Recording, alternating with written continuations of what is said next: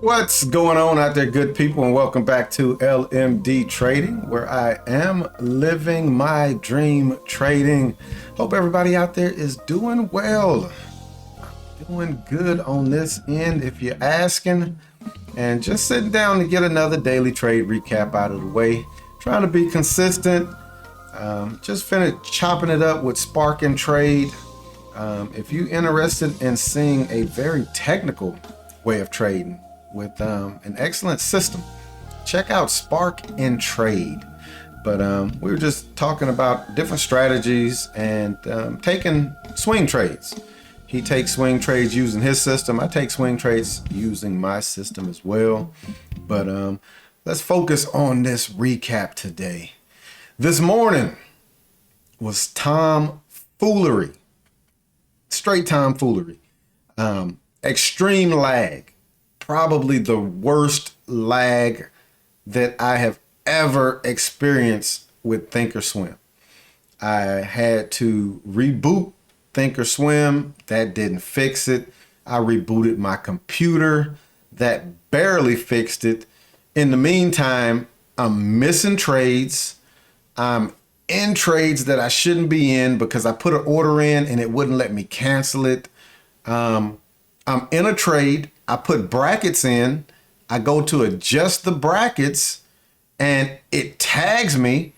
Now the trade was working. So when I dropped my brackets in, it had dropped my stop at $30. So I was up on the trade. I'm in, I want to drop and bring my bracket down because I don't want to get out of the trade, and I get tagged and I make $30 on the trade. But how much more could I have made on the trade? So that's what we experienced this morning. I finally said, nope, I'm done. I can't trade like this. I'm not taking no more trades. Ended up coming back, sitting down in the afternoon, took a trade. Let's get TRADERVUE pulled up and let's quit talking about it. One thing I totally forgot to mention, now that I look at TRADERVUE, I took a pre-market trade also. That one I did create like a short, I think it is in YouTube. But reviewing trades for Tuesday, April 4th. I took 4 trades today. Closed P&L 91.75.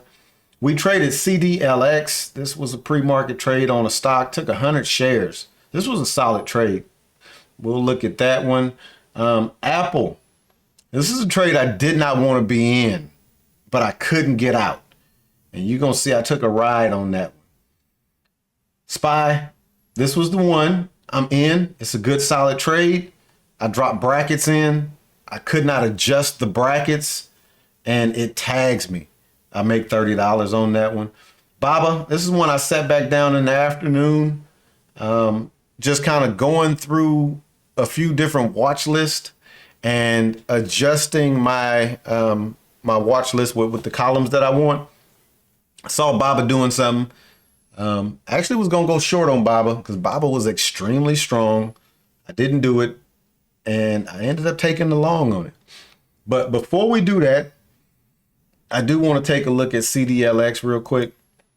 I want to see what my max unrealized was. And I kind of scaled my way out of this one. I don't even want to scroll down there. It's not going to show me because I got in pre-market. So it's not going to give me that data. Not going to give me that data, but this was a solid trade. We'll go ahead, switch on over to THINKORSWIM and take a look at the details. I do have the SPY pulled up today, or not today because it's always pulled up. We see SPY. We got this big channel again, and I have it as 2 individual channels, but SPY was just kind of trading up here along the top end of this. Market opens and it just kind of flushes all the way back down to the base of it. And then let's scroll on over. We see that it just kind of chopped around. This is one of those inside trading days, and I can know that because of this green line is previous day's high, the white day is previous day's close, red line is previous day's low. When you inside of these, it's going to be a fairly choppy day. You can get a slight trend, but you're not going to get one of those all day trends because it's just chopping inside of the previous day. But let's go ahead and let's take a look at our SPY trade. See what we were looking at. Let's see if we would have made a little bit more money on this trade, maybe. Wow. I could look right over here at this chart and I see it did make more money. Let's go ahead and take a look and see how we traded it. So getting in on this candle right here, this is a call. Uh-oh, let's get back over there. So we see that the SPY opened, flushed down, but look at where it flushed down to. Base of the hourly channel. I love it. I get in on this candle. I'm a little late because it was a little hard trying to get some contracts loaded, but I get in right there. I get out in this candle right here, not because I want to get out of the trade, because THINKORSWIM was on some tomfoolery. That's why I get out of that right there. And it's probably down here because, again, it was actually not, because that's the thing. It's not going to be right there because that's not actually where I had my bracket at. So that makes sense that it stopped me out in the middle of the candle. I end up getting out right there and I'm like, yep, I'm done. No more trades. Can't deal with this. But look at what the SPY does. And as I'm in the trade, I'm telling the Discord, I'm trading this back to VWAP. That's going to be my first target. Look at what it does. Comes up to VWAP, peaks over, pulls back, and then just rips. So had I just traded this back to VWAP, let's see how much more that would have been. 176. So it just would have been another $10. But I had 5 contracts. So that would have been another $50. Possibly could have held on to a couple of them, seen how it played out. But that was the SPY. Let's go ahead and take a look at CDLX. CDLX. Man, such a beautiful trade this morning, y'all. This was a beautiful trade right here. So CDLX pre-market. I have it in this nice up channel. I'm going to cancel and cancel. So I'll cancel both of those. This is basically 2 different channels. And all I do, I'm going to remove this one. All I do, I'll draw this. So if you look, you see that this is like a big channel, but in the past, I would draw the big channel and then put a line in the middle. Nah, what I can do is draw what I'm actually seeing as the small channel, take and duplicate it, and then lay the bottom line on top of that line. And then that gives me the picture that I want to see. And then I'll extend that back out to the right, extend it back out to the right. But we have it in this nice up channel pre-market. I get in right there, 100 shares. Playing this back up, first target is the top of the big channel. So this thing makes this excellent move up to the top of the channel, does just what it's supposed to do. I'm a little late getting out. I get out of 50 of the shares right there as pulling back in. What was the high of that candle? So only 3 more cents that we gave back. So I get out of 50 of the shares there. I was expecting this to catch support here and go higher. This thing just tanks. Catches support at the base. I get out as it's coming back up here. So I get out of 25 more shares at the bottom of this candle too, 446. So it's pulling back down because now I'm like, okay, this is about to go against me, but I'm gonna hold these last 25 until I see that a candle closes outside of the channel, comes down, it breaks outside of the channel, but it closes inside of it. This next candle right here, I knew was money. That candle, I said, is money. If you remember in a video I did last week, I say when the trade gets out of the channel and it breaks back in, you can usually expect a very volatile move back to the high side. Look at what that thing did. Man, I ended up getting out of this one, 481. So I got out as this was coming back down. Solid move, solid move. When I got out right here, I was already up two to one. That was 2-1 on my money. I was risking 10 cents. This thing had went 54. So 2R, 20 cents. But let's look and see what this did. Did this ever? Yeah, it does. So I would have got stopped out holding on to this last 25. But it did make a slightly higher move there. But look at what this thing did once market opened. I got out at 481. This thing sets a high pretty much at almost end of day at 677.